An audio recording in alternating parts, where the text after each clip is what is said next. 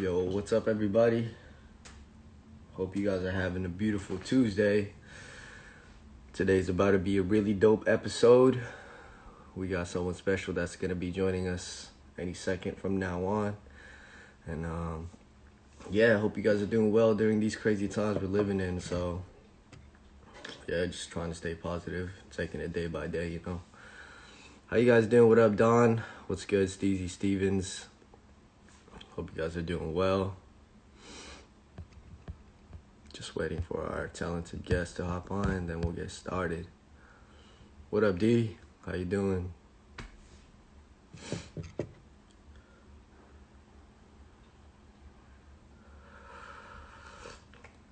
So today, it's gonna be crazy. I'm about to be building with someone that's been heavily in the scene for some time now, actually. Big icon and definitely an inspiration of me and some of our crew members here growing up. When we were little kids, we used to just watch this guy all the time get down, and we were always intrigued by his style, the way he top rocked. It was insane. It blew our mind as a little kid. So just for him to be down to do this and spread some kind of awareness and any kind of educational value to the people watching, it's a blessing. So how you guys doing though? You guys doing all right? What's up, Denmark?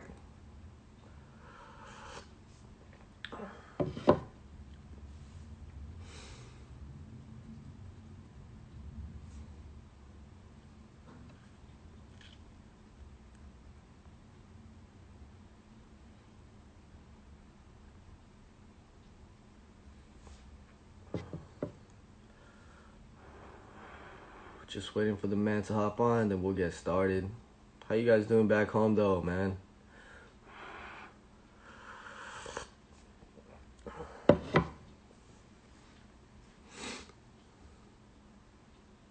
What up, Steven? Spin control in the building.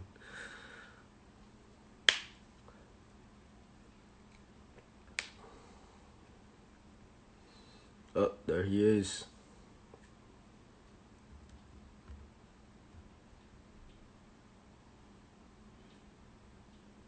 Yo, what up, Tim? Shout out Cali.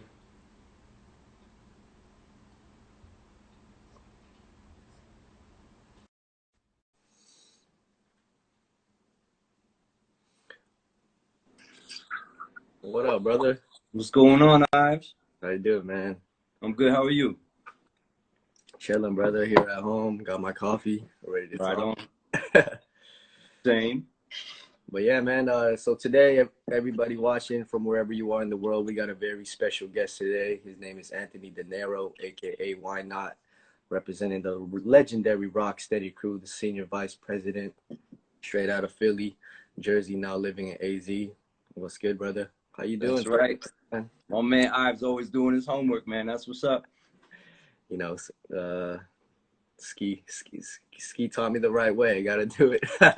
That's true, man. Always a student. You know how he gets down, man. So yeah, man. But before we get into anything creative, anything about dance, business, entrepreneurship, education, man, just want to kind of first off, man, how you doing during this crazy time we're living in, man? We know this pandemic's going on. How are you doing? How's your folks doing back home? I'm good, man. I'm a little worried about my mom and my sister. They're both still in New Jersey, so where it's like it's not really a good place to be at the moment. Like New York, New Jersey been hit real hard. And my mom actually also places people in the medical field. She's a headhunter. She finds jobs for people. So she's kind of a bit busy right now. And yeah, man, I'm just hoping that they're safe, man. They're doing their best to stay indoors as much as possible, and then still maintain, work at least. I know people. That's the roughest part for everybody right now. It's not even so much about staying home, but still making money while they're doing it. Right. Mm-hmm. That's insane. Yeah, I'm good, man. I'm chilling. Like this is something of a lifestyle that I'm used to. Yeah. So I'm very much a behind the scenes working kind of person. You know, I do music a lot. I work on a lot of visual art, and actually I've been working on new sculptures for this new show that I want to put together. It's going to be postponed for sure. I was going to be doing it sometime this year, but it looks like I might just push it to the beginning of next year. So was it the one that you did? I remember you did a podcast with in the Cypher with Wolvie, and was it the same one that you were talking to him about? A little bit, yeah. I have that was probably a different one. This one's gonna be geared more towards music, even though I'm gonna have visual art inside of it. Like I'm gonna have sculptures present. Nice. But it's gonna be a lot. It might even be like the listening party for this EP that I've been working on for a while. So that might be what it ends up being. I can't really say right now. Like right now, everybody's just kind of like, we don't know what's going on. Right. You know, I'm just doing my best to just keep active, and then I have, you know, just to have stuff, you know, for later on when we actually do get together. Like I'm gonna have something to show, and then something that we can all come together to do. That's what's up, brother. I'm glad there's many avenues for you to go about, not just breaking, which we'll get to later, but let's get right into it, man. Talk to us about ism, man. Kind of tell us what that means and what it means to you. Because I know after why not comes ism, you know. Word, yeah. Ism is a thought. It's a philosophy. It's a way of being, right? So, you know, I got that term from a couple writers from Philadelphia, but then also one of the most prolific writers that known is Don D. White. And he used to write Dondiism all the time. Right. And I was always just questioning what that was. The ism for a lot of cats in Philly was like, that was your style. That was the little kind of twist or turn you might put on a line. For breaking, it'd be like an angle. It'd be like that little bit of flavor that you add to a particular move. That's right. The ism.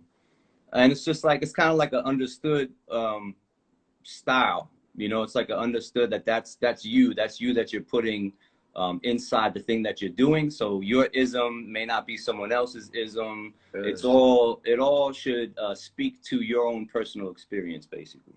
That's what's up. That's fresh, bro. Word. So right now I'm about to name 4 places that you found very memorable in your life, and just kind of talk to us about how it was like experiencing these 4 places I'm about to name. So 1, Hunts Point Community Center. Wow. 2, Manhattan Center.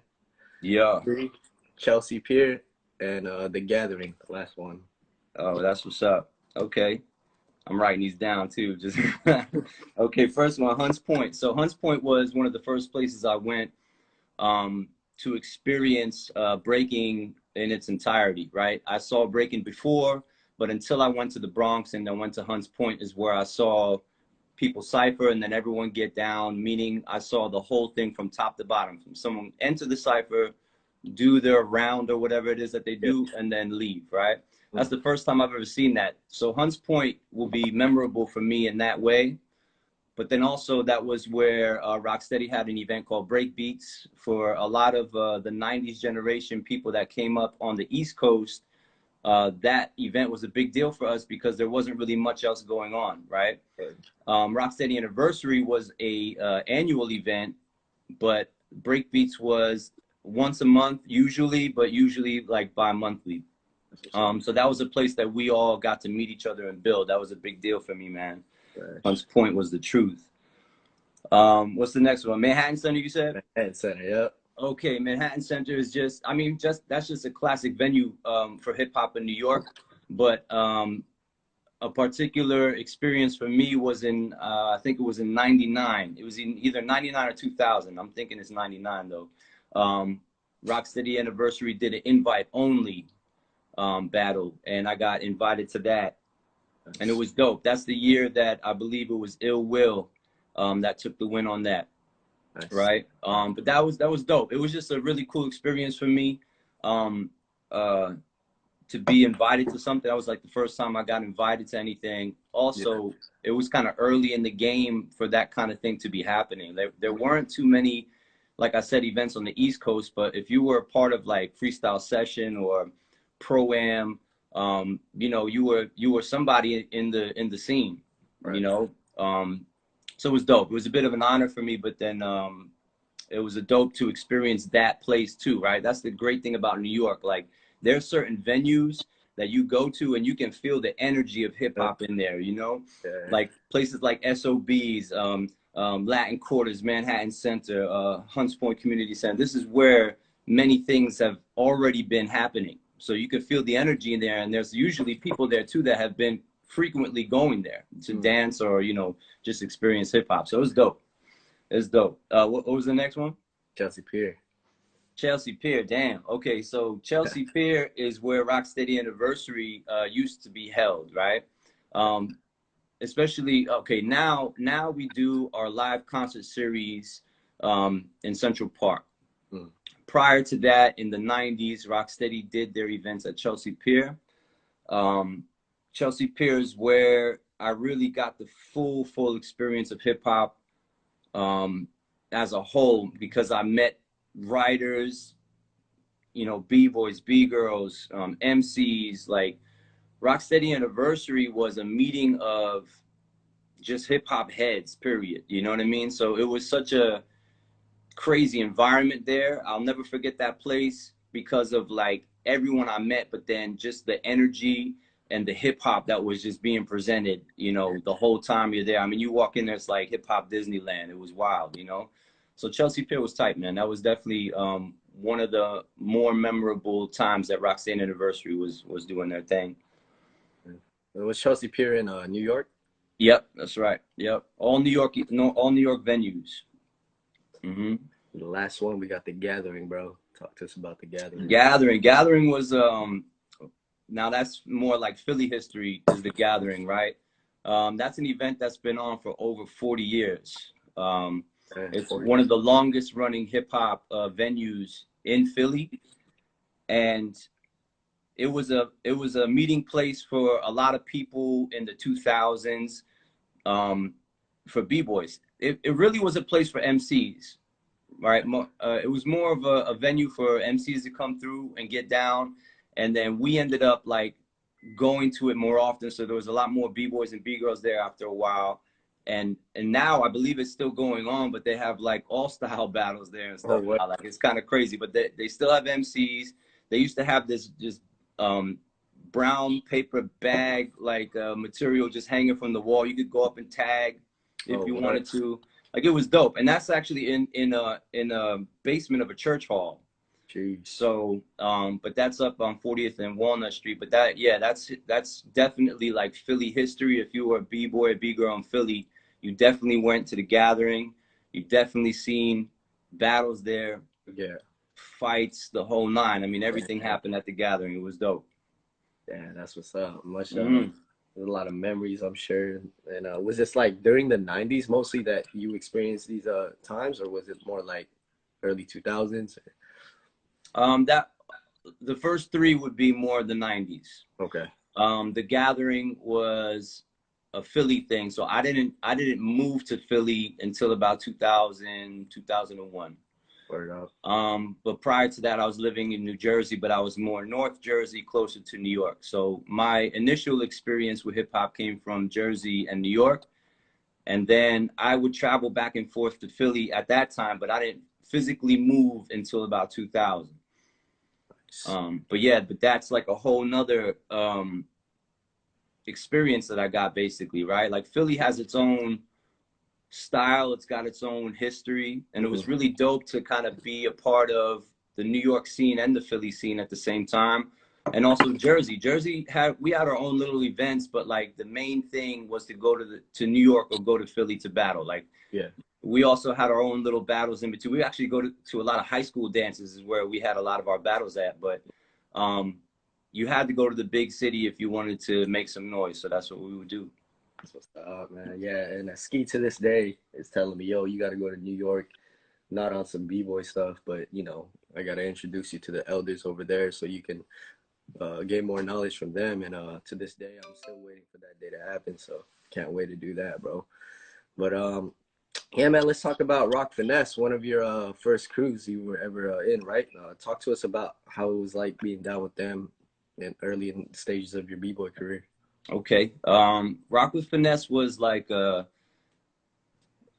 It was a Jersey crew that I didn't meet until I think I was about 16 years old. And I met the first member I met. His name was Mike, and Mike was a Taekwondo instructor. And I think that if I remember the history of how we met, that's how we met. I was into boxing. I was into doing kickboxing, but I wanted to do Taekwondo to strengthen my legs, right? So when I got into it, he was my instructor. And then one day he got down and started doing windmills. And I was like, yo, that's crazy. And I started doing footwork. And then that's how we were like, yo, you know, you break and everything. Yeah.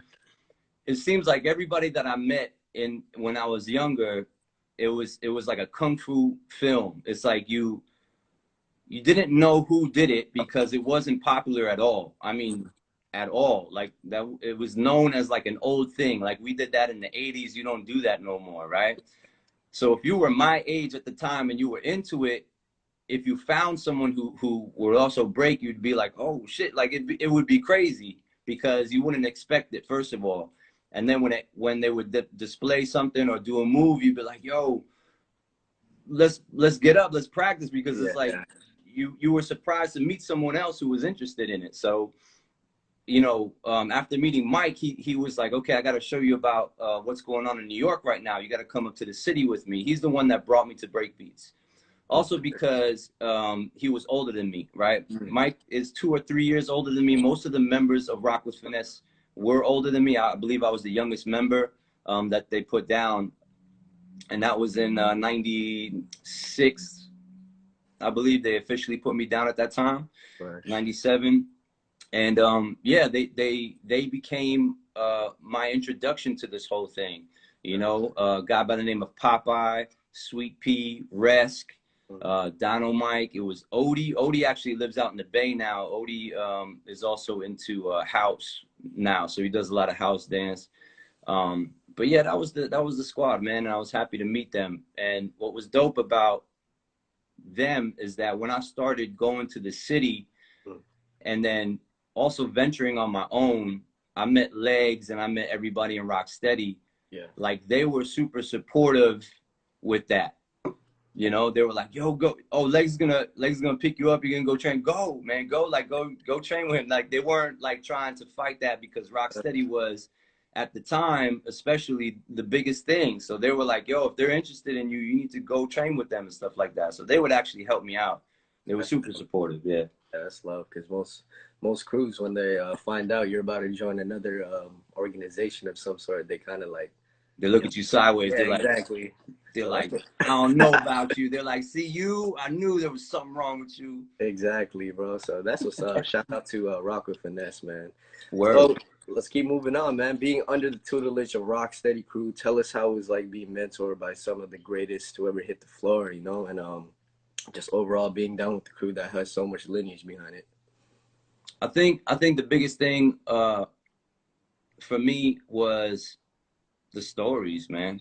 You know, hearing the stories. So Legs was on Destroy's live yesterday, right? He was doing a talk with Destroy yesterday, and he was telling a story about when he met this guy in Hawaii on the beach, and I think he had just done the David Letterman show with Ken Swift, and the guy was like, "Hey, aren't you the dude from the David Letterman show?" And Legs was like, "Oh, like that's crazy, like that you know that." Plus, it was just some random white dude walking around on the beach, so he didn't expect that anybody would know anything about that. And it was a moment in time where he thought, or he knew at that moment, like he's becoming somebody who's known, like people know him because he's on TV or whatever the situation is. But it was things like that, to be around that type of greatness, but then also hear the stories of the music, the people, the experience. This is even beyond dance. Like, it's not even like if we would, you know, be in the same room moving and working on moves. It's like there's a whole lot of context that I think a lot of people don't get because they're not close enough to these guys to hear those stories, you know? So to be sitting in a car with them often, or just sitting in the room and they're goofing off, and the next thing you know, they're like sharing stories with you. Like, it's crazy. Like, that's the best part about it. And it really, I think, helped formed my mentality about, first of all, how I think about the culture, but then also where I think I can move forward with things, right? Yeah. Because I'm getting a glimpse of the past, right? I got my own experience, but then I'm getting an idea of how it used to be. So that's why nowadays I think of myself as a futurist, because I'm taking my experience and then a past experience, and I'm thinking, okay, how could we move this into another realm, you know? So that's the most valuable part about hanging out with those guys. That's dope. That's definitely relatable because I got down with Rock Force in 2015, and when I got down, I was just a 19-year-old kid. But for the first like 3 years, I was just like quiet, just observing how they talk. You know, I really had no say in the conversation, so I was just like observing most of the time. So that's definitely dope, man. Speaking of you got to soak it up when you're around it, man. Exactly. You know so speaking of mentors, I want to ask you about my mentor, Polsky. I know you met him a long time ago before me, actually. You know, what's your relationship like with him? Because I know you guys have toured and traveled the world together a few times. Yeah, man. Polsky has a special place in my heart, man, because he was a person who, well, for one, he believed in a lot of the stuff that I was doing. He showed me a lot of respect just off the bat, which I thought was really nice of him, man. And in return, I've done the same, because Polsky is someone who also pushes the envelope. He saw a lot of what I think the scene could have needed at the time, and he tried to put himself in a position where he can help, you know. Yeah. And I thought he's done a great job since then. He also was a person who he started the whole Top Rock movement, I gotta say, because he was the first one to have a competition that was geared only towards top. You know, Rocksteady Anniversary used to have a format where it was 3-round battle. First round only Top Rock, second round only footwork, third round do whatever you want, right?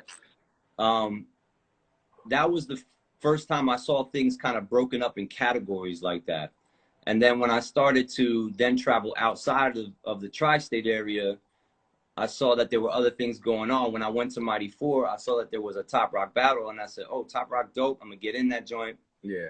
And it was that moment that really helped me spark my own personal, I think, movement with this whole thing in terms of breaking. Because it shined a light on a particular area that I happen to be really good at. So it was like, cool, you know what I'm saying? Like, yeah, I don't believe in separating the dance necessarily, right. But you know, there's something dope about looking at each aspect with a microscope and saying, you know, how far could we take this? And that's actually how envelopes get pushed. You know, we kind of understood that in the 90s. Nowadays, it's a little bit hard to do that, because we're trying to create this cookie cutter idea of you have to have all these things, right? Facts. In the 90s, if you were good at something, that was it. You were just good at that, and most likely you're down with a crew, right? So in your crew, you're that guy. You know what I'm saying? You're the footwork guy. You're this guy, whatever. Like, there would always be a person that you can answer to in another crew's battle. You know what I'm saying? So it's just interesting where it's going. But yeah, that is one of the things that I really respect about Polsky, and that, you know, he's a big reason as to why Ynot is who he is at this point. You know what I mean? Gosh, man. Shout out OG Polsky, Mighty 4, always a student.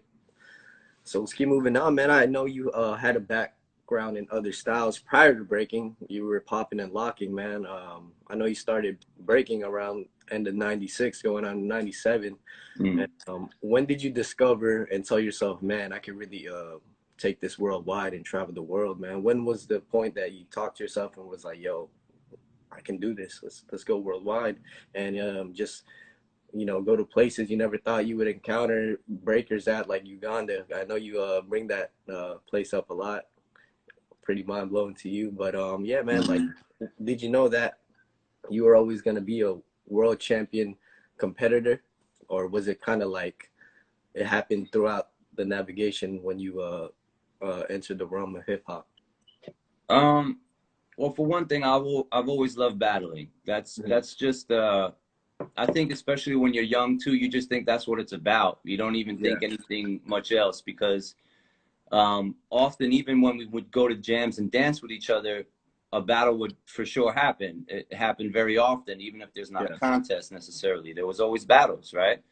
And it was just a way to, you know, see how good you are, basically. But like, there was always that sort of competition with anybody else who did the dance. It's just like, you saw someone who was good, you wanted to see if you were just as good as them, so you would battle them, right?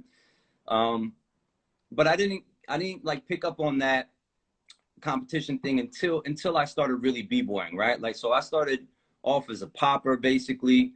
I think that was the first dance that I was attracted to. And I understood a bit more of my body, I think, from doing that dance first. Nice. Because then when I started getting to breaking, I was already in the idea of groove and accenting certain sounds, right? So that was a great prerequisite, I think, to get into the style that I eventually developed in breaking. But,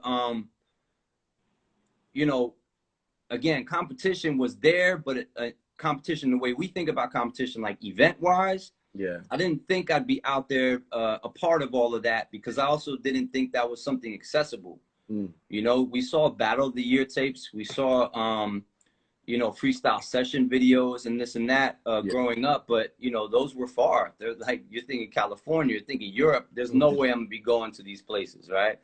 I'm also a kid that just didn't have a lot of money at the time. You know, I'm in Jersey. I moved to Philly. I don't think I'm going nowhere with my life, basically. I was pretty destructive, too, when I was younger. I really didn't care. You know what I'm saying? Big shout out to, okay, Monsell, he just said, what's up? Monsell was one of the reasons why I got into locking, right? So Philly had this movement where there's a group called the Hood Lockers, and then there was Monsell. Monsell was really pushing the education of dance. And then you had the Hood Lockers, who were like more of my generation, B-boys, poppers, whatever. But locking became like the main style all of a sudden. It was like, Philly just had this thing where it's like, yo, if you don't lock in the circle, you're just not in the circle right now. I don't know what that was about, but I think it was because of the music that we just kept hearing at our events. We were lucky enough, we were blessed enough to have certain DJs who played real funky music. So like, locking just became the norm. It was just like the foundation of Philadelphia dancers. I don't care if you did house or if you called yourself a popper, you would have to lock. It was just like a requirement for some reason in Philly at one moment. I don't know how that happened. I think Monsell's a big part of that. But I also bring up Monsell because Monsell opened my eyes to a lot of other dancers and dancers. Through him, I met Brooklyn Terry. So I became real tight with Terry and Monsell, and they were already kind of like traveling out, right? Of course, I knew Legs and them were traveling, but they were legends. So I'm like, cool, that's, you know, that's what they do. That they deserve that or whatever, you know what I'm saying? When I met Terry, and Terry's like, yo, I'm going over here and teaching classes. He would come back from Japan with like these sneakers I ain't never seen in my life, some hat that I've never like, I was like, what kind of hat is that? Like, where do you get that at? You know, he's telling me about Osaka, about Tokyo. And I was like, damn, dude, like, and he kept saying, yo, Tony, you should go get that. You know what I'm saying? Like, why don't you go out there and show people what you could do and this and that? Terry was motivating me to travel. Monsell was motivating me to teach, right? So Monsell used to teach at a community center that we used to go to and practice at in Philly, right? And he would teach there, locking classes, and then he would like go sometimes travel with Rennie Harris. Rennie Harris was a big deal in Philly too, right? He actually had all these any dancer that passed through Philly, most likely they're working with Rennie. So Monsell would go, and then he would be like, yo, Tony, I need you to cover my class. And I'll be like, and do what? You know what I'm saying? He's like, I don't know, teach him something, you know, show him some steps and stuff. And I had no thought about practice or teaching or doing any of that kind of stuff. So he threw me into the fire, you know what I'm saying? And this story, I hope, motivates people to say, if you don't know how to do something, the best way to learn how to do it is just do it. Right? You may not be good at it. You don't have to walk into a classroom and conduct a class for 100 people. You can have 3 people, and those are your students for the meantime, and you can practice on them. You know what I'm saying? Like but that. Teaching and all that kind of stuff, it's something you can also get a knack for as you do it, right? It doesn't just all of a sudden happen. Some people can have a very clear idea of what that is, and they jump into it really easily, and some people don't. But I would say if there's something you want to do, something you want to learn, you got to go get it. There's no other way to do that. Facts. Same thing happened when I started traveling. The minute I saw Mighty 4, right, and I had a little bit of money in my pocket, I was like, I'm going, you know? Yeah. And that's what I did. And I also flew out there with nowhere to stay, right? And luckily, Legs was at the event. I said, bro, I guess I'm crashing with you. And he was like, man, I hate when y'all do this, yo. Shit. Yeah, we used to do that. We unfortunately we did that to Legs a lot of times, especially, you know, early in the game when a lot of us were trying to come up. If Legs would get invited to something, we would show up and then be like, hey, I got nowhere to stay, and we're all crashing in Legs' hotel room all of a sudden. Yeah. OG Legs coming in for the save. True. Yeah, man. But now so I got to give it up, man. There's always a lot of people. It's so difficult sometimes, especially when we do interviews. Yeah. There's so many people that have played a role in you know who Ynot is at this point, right? And it's always important for me to try to name who they are, or in some way give back to them, because I wouldn't be anywhere without people like Monsell, like another guy named Raf Viazine is another one, Paulski, you know, Brooklyn Terry. I can go down the list, man. And because I've moved around so much when I was younger, I got New York, New Jersey, and Philly history there that I have to try to remember everybody that I met. You know, it's a lot of people. That's heavy, bro. Mm-hmm. Man, so let's talk about college. I know you got your bachelor in computer science in Philadelphia from 2000 to 2003. Yeah. 2013 to 2017, you got your master in fine arts and dance in Arizona. So talk to us, how important was it for you to get an education? You know, was it something you planned, or was it something that people around you kind of pushed? Because I know, like, being at a certain level in dance, people are going to pursue that to the fullest extent, but it's not always going to be you know, financially stable for you in the long run. So was that something that was in your head, or was school kind of something you already planned? I think for maybe somebody today it'd be different. For me, especially in the 90s, there was no dance career to be chasing after, especially as a b-boy. Okay. You know, we I don't know, we just didn't have it like that. We weren't choreographers. We weren't even in the scene like that. If you were on the East Coast, if you did anything in terms of dance, you probably would be in theater. You'd be on Broadway. Yeah. So there was no movies for us to be in, nothing like that. So there's no, also you just didn't do it past a certain age. That's what we believed, right? That was the constant conversation that was going on. Like, yo, we're not doing this into our 30s for sure. So we have to come up with something to do with the rest of our lives, right? If you were fortunate to go to school, maybe that's what you would do. If not, you would maybe take a chance with dance, or you would, I don't know, hustle, you know? Yeah. I did everything because that's what I like doing, right? I never put my eggs in one basket. My whole life, I've always been like that. So I went the education route also because I thought computers were dope. Like I said, my mind was always in, like, I'm in the year 3000 right now. Nice. You know, I'm thinking about what's going on and then what can I do to contribute to what's going to happen in the next 10, 20 years, right? So my thought process was, I need to go get on computers. Computers was the new wave. Cell phones was the new wave. We didn't have none of that. You know what I'm saying? So it's crazy to think back that far if you can, right? If you were born with a cell phone in your hand, you can't imagine maybe what it was like to not have these things. True. To not have access like the way we do now, to not even understand how to type correctly. You know what I'm saying? My typing skills are still trash to this day. But I saw the future in that, so I said, okay, I need to go learn that. So that's why I went to school. Also, Legs told me I should because I could. Right? When I met him, he was about to take me on the tribal tour, bro. Damn. with floor rock in them. Sheesh, easy one. But I was like, I don't know. Plus, me and Smirk were like super tight, and we were the young guys, kind of like that Legs was looking at. Smirk went to the Army even before I started school, so I was just like, damn. So that's what I ended up doing, man. And I fell off a little bit in terms of like trying to connect with everybody on the dance tip, because I didn't realize how heavy the school situation would be. Like, it was hard. You know, it's hard to kind of balance life and school and, you know, money and like all these things, right? I had a lot of stuff going on, so I wasn't like out so much. I remember being in Philly, and when I went to a couple practices, they were like, "Oh, you live here?" Like, you know, they didn't even know I was there. I was there for like 2-3 years already. I was just chilling, you know? But yeah, I think it was one of the best decisions I've made, because out of that, you know, whether you did good or not, you have some type of skill.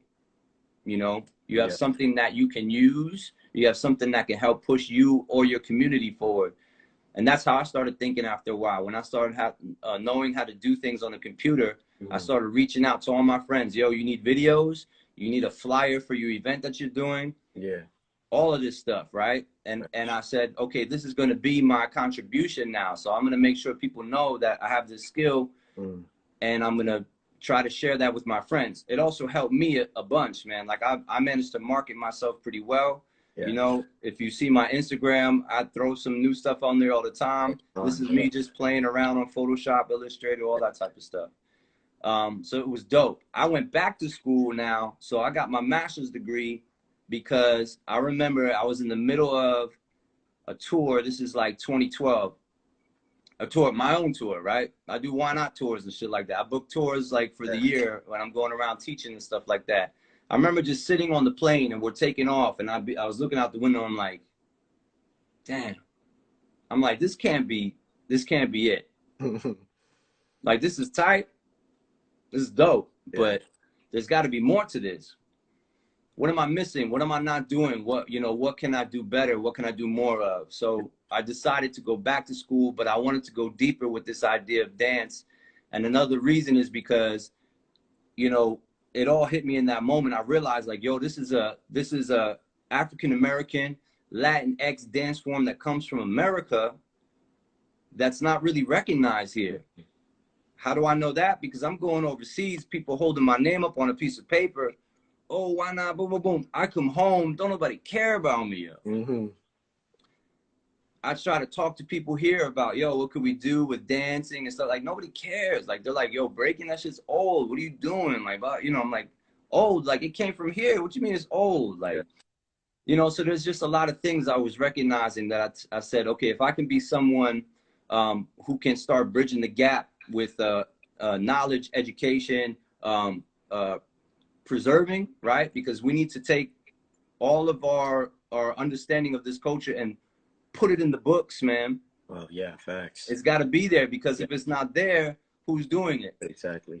And then nobody's gonna care. It's gonna get lost, and then like all the stuff that we're doing is not respected, you know. So there's just a lot of work that needs to be done. I don't mind tackling that job at this point. I think it's a part of my mission now that I went back to school. I understand it more. So yeah, that's just the education thing in a nutshell. Yo, one love, bro. Just an honor having you and reaching out to me, because essentially I was gonna reach out to you, but it just so happened that you hit me up first, and I was like, oh snap, okay. I'm a troll, bro. No doubt. That's crazy, man. But with the background you got from college, what are some entrepreneurial ventures that you were able to pursue because of the credentials you got from college? A lot. It opened up a world of design to me. It opened up the music industry. Nice. Which is cool, right? It just helped me to kind of like branch out and not just only deal with dancers. Yeah. And I think it's important. It's extremely important, because when I think about hip hop, and I think about, again, this is understanding from stories and also just experiencing my mentors. You know, there was times I remember we did something at We performed for MTV2 one time. It was like Daddy Yankee's performance, right? But he had Busta Rhymes there. A couple other people were like guesting on the song. And everywhere that I would go with Legs, like they knew him. Damn. You know, Busta Rhymes, they know him. Like some people he grew up with, some people they just know him because he's Legs. Mm-hmm. But then you start to see that like there's more of like an understanding and cohesiveness in the elements. You talk about all the writers that I met back in the day, and then their relationship to Legs and other dancers. Some of them were dancers before they became known as writers. They all were in the same boat. And when I started reaching out to other artists, meeting other artists, working with other artists, I said, oh man, see, this is what the b-boy scene doesn't have enough of, because we created our own little bubble of a world, and we're not really out with the rest of the world as much as maybe we should be. You know, I think people need to see what we're doing, and then we need to see what they're doing, and then there could be like this kind of like crossover of ideas and stuff. Let's build, yeah. You know, like I always question, like, how come some of the top MCs don't know some of the top b-boys right now? It doesn't make sense, right? It doesn't make sense in this picture of hip hop that we painted. Okay. Now we're separate. The elements have nothing to do with each other in a lot of ways, right? Unless you had that type of upbringing and you like really took the chance to meet those people and walk into those spaces. Like now you have to go to an MC event to meet an MC. Mm-hmm. There's no way you're going to go to a b-boy event and meet an MC, most likely, unless that b-boy MCs too. You know what I'm saying? But it's like you got to walk into those places. I still do that to this day. I do it also with other dance styles. You know, I'll go to crump events and shit and be like, what's up? And start breaking, you know? And they think I'm crazy, but at the same time, this is how I communicate with people. You know what I'm saying? The only way I can show them or communicate with them is show them what I do, you know? And if they respect that, cool. I respect what they're doing. That's why I'm there. Yeah. You know what I'm saying? So these conversations, I think, need to happen more. We need to branch out more. When I went to school, it opened up a lot of those doors, and it started to show me that how important it is to, you can be a b-boy, but if you really knew what b-boys were back in the 80s and 90s, they were culture holders, bro. You know, they walked the planet. They knew a lot of things. They had deep understandings of how everything was working socially, politically. They were connected with everything. They weren't just this like anti-social person who stands in defensive posture all the time. Mm. You know what I'm saying? Man, that's what's up, brother. Word. But man, I got a really good question that I always wanted to ask, knowing you as Ynot, not only as a breaker, the list goes down after breaking, you know. Talk to us how important it is for us individuals to find inspiration in other things rather than breaking, you know. Like let's talk about other dance styles, tap, ballet, house, etc. The list goes on. Things we encounter in our everyday lives, like movies, cartoons, iconic individuals. And I know you're really into making music, design, and you're into boxing too. So kind of talk to us about, you know, why it's always good to, you know, reach out and discover other things too, if you're not already involved in other things. Well, it opens up your mind, and then you have something else to bring to the table, right? If we're all in the same room together all the time, we're gonna start biting and looking like each other always. Unconscious. You know? And I believe in a life outside of a b-boy life. And they're not different. They're still the same, but you got to do other things besides only b-boy, because you got to pull inspiration from somewhere. Right. But if all you're doing is b-boying and all you do is see b-boy events and all you do is watch b-boying, that's what you become. Yeah. You know, when you look at a lot of the OGs back in the day, if you ask them what their influences are, most of the time they're not saying a b-boy's name. Right. You know, they'll say, Bugs Bunny. They'll say Fred Astaire. They'll say Muhammad Ali. You know what I'm saying? these are things that were just popular in their time. That's where this comes from, right? Like there were symbols, there was companies, there were people, there were movements. All those things had to do with their time period, what they were interested in, and then they put that into their dance. Now you're original. You're original by default at that point, because you're just expressing your lived experience. And your lived experience should be like nobody else's. And we're so diverse here in America, that's easy to be different. Yeah. It really is. You just got to listen to what it is that you like, and you have to think about how you're going to kind of mold this person, mold this style. You curate that. Right. You take everything you like and you put it in one thing, and then it's yours, you know? It makes you different right off the bat already. Right. But yeah, everybody watching, man, like if all you do is break all day, you know, I encourage you guys to try something new, even if you find it uncomfortable. That's a good thing. Yeah. Yeah, man. So I know you push this a lot, but talk to us about just having a good time. Because I know that when we dance nowadays, people are like, you know, take it super serious. Like, yo, I need to win this. If not, the rest of my career is going to go down the drain. Why did this happen? Why did that happen? So kind of talk to us what it's like to just have a good time, really, and just really just understand that we're in a blessed situation right now. Not right now, because we're going through this pandemic. Right now, exactly. Yeah, I hear you. I think the whole idea of having fun, well, first of all, it's in that saying that Bambaataa put together, right? Peace, love, unity, having fun. You shouldn't have to force that, though, right? Again, if you're coming from an environment that's not safe, if you're coming from an environment that is already quite negative when you walk out of your house, when you do things like dance, when you do things like make music, it makes you feel good. You're naturally going to be enjoying yourself. So when people kind of misconstrue the idea of how you're supposed to be when you walk in a space and boo, boo, like I understand the competitiveness of what we're doing. Yeah. But at the same time, people came together to not be doing any of that stuff.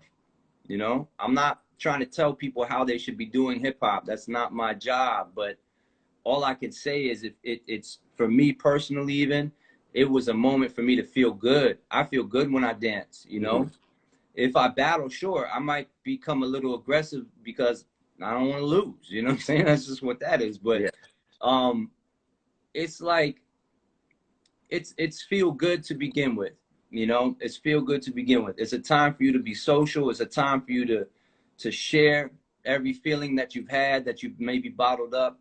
Yeah. You know, so that's why it may look aggressive at times, but it's a way to express, and it's a way to express to your peers, and everyone should understand that. They feel that, they see that, they're like, yo, and then they big you up, they give you that energy back. That's what the cipher is for, right?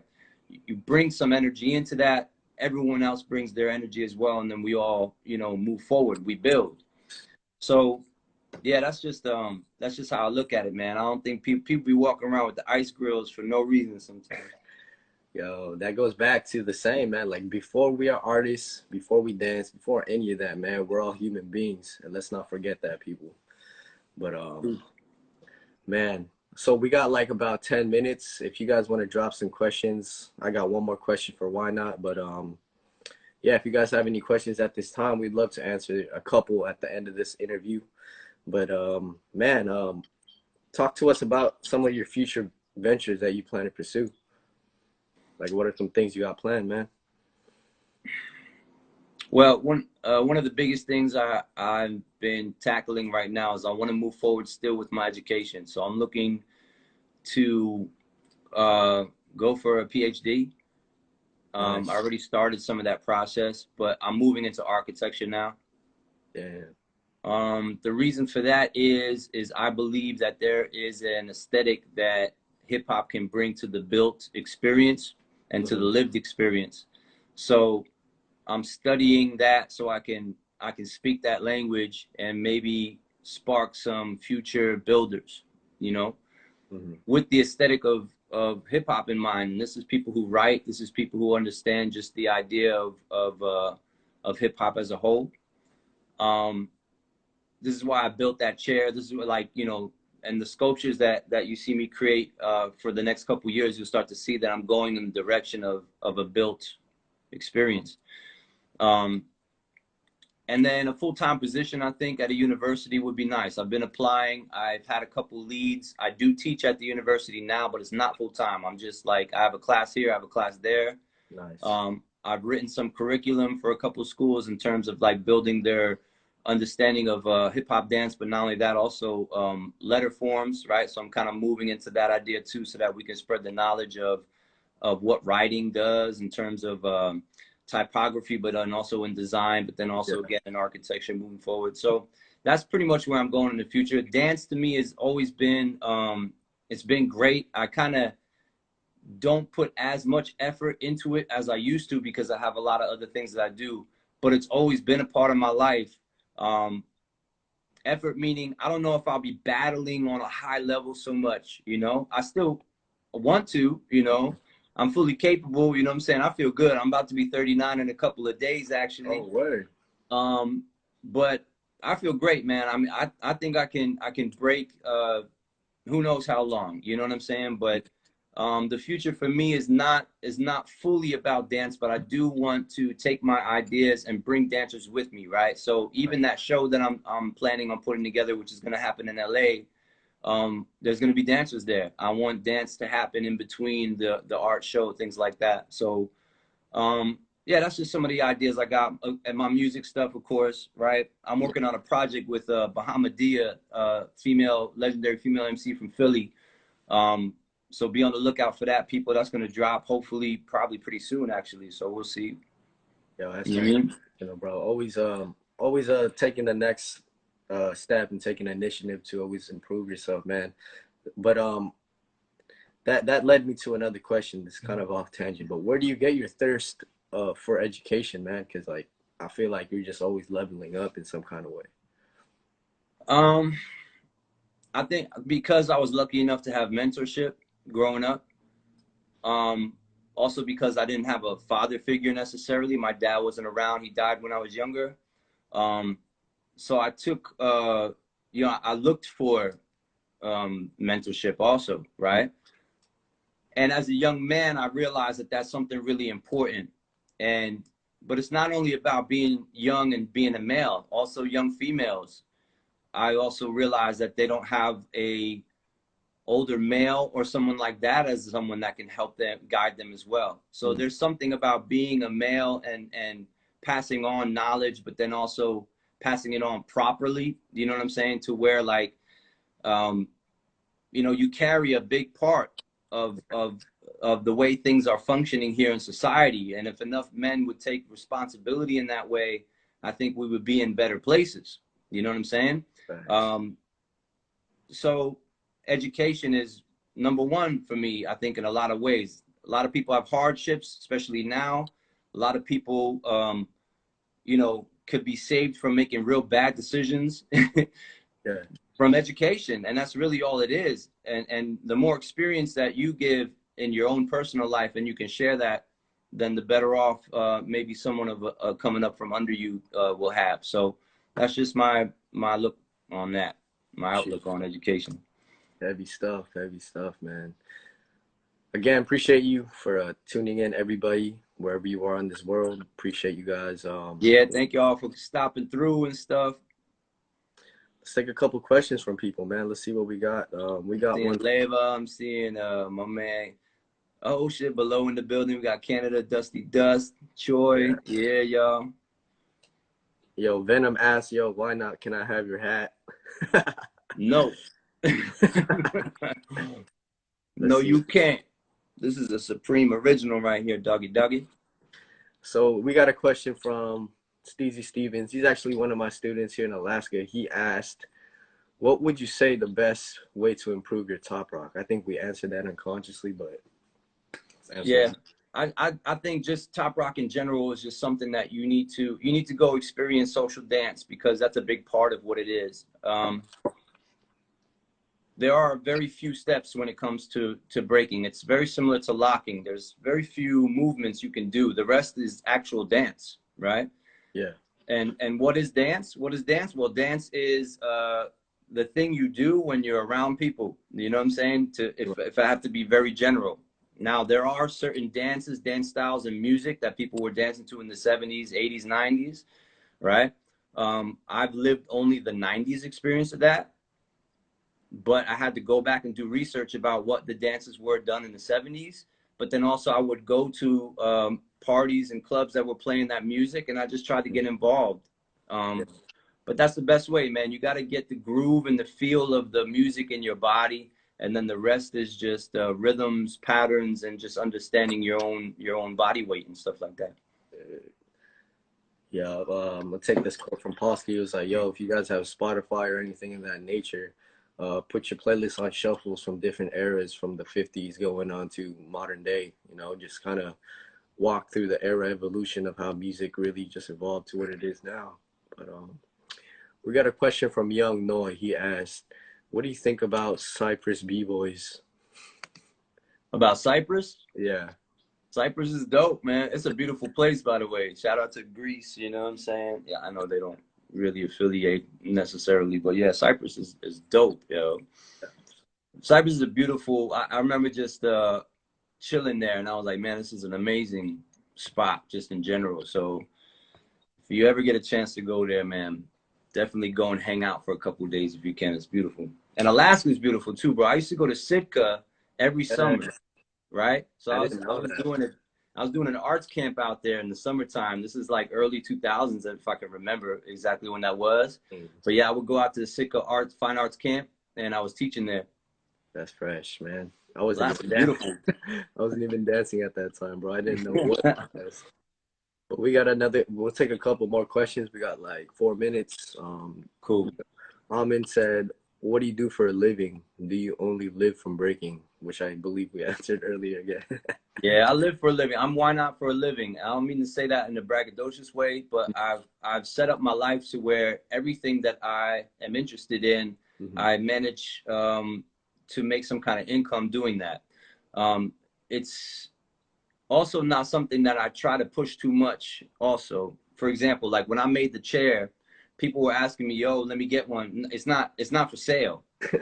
Yeah. You know, because there's certain things that I want to push forward with the culture, and there's certain things that I don't want your money right all the time. You know, if you can support me in some ways, dope. But I'd much rather try to have us all move forward together. So there's certain things I won't hit people in the head with. Even my shirts are like $30. Yo, if you feel the quality of the shirts that I make, they should be like $80. You know, I see Virgil at Blow selling shit for like 100 something. Yeah. You know, but it's about showing also that things are possible, right? So there's a lot of things that I do. I can make money in multiple ways. I make as much as I can just so I can move forward and I can live. And I'm super also thankful to people that help me with the classes that I teach, any design ideas that I have. I usually have people helping me out. So it's super dope, man. And again, it's about relationships really. And that's how I make money. I made a lot of money through building relationships with people, which you have to do. You got to be out there. You got to talk to people, and then you got to serve that relationship properly so you can continue to do business, right? Network, everybody. 100%. But nah, man, kind of close off on some things that you want to tell the people around the world watching right now. It's been an hour. Thank you again for tuning in, man. I appreciate you taking some time and really help, and hopefully people gain some kind of positivity or some kind of knowledge from this interview, bro. That's what's up. Thanks, Ives, man. I just want to say thank you. And yeah, I've been trolling you, man, because I troll people. That's what I do. Right. When I see certain things happening, for example, when you started doing interviews, things like that, yeah, that's important. I feel people need to have conversation, especially right now, being that we're all in the house, we might as well talk, right? We might as well somehow connect in different ways. Otherwise, we'd just be at the event, we would barely talk, right? So for me, these are important things. So when I see something like you or something that you're doing and I'm like, oh, that's tight, you know, I don't have to get put onto it, but I'll support it. You see me, I'm in there, I'm commenting and stuff, I'm watching, you know, I watch the scene, even if I'm busy doing things, you know, my computer is on, my phone is on, I'm in other people's lives, and I'm just like checking out to see what people's doing. you know. So, and I think it's super important. So if I gotta leave with anything, it would just say, hey, make sure y'all support each other, move forward. The community has to move forward. It's not always an individual thing. It's never been an individual thing. If you are an individual that people look to for inspiration,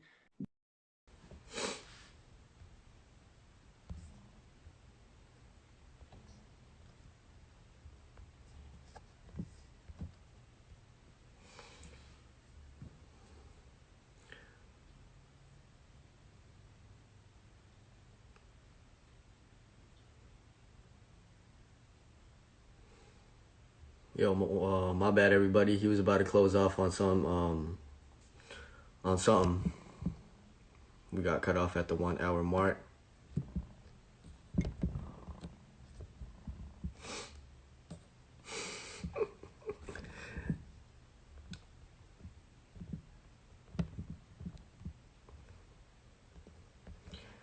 But nah, man, appreciate Ynot again, the man himself, senior vice president of the legendary Rocksteady crew, for tuning in and letting me just build with him.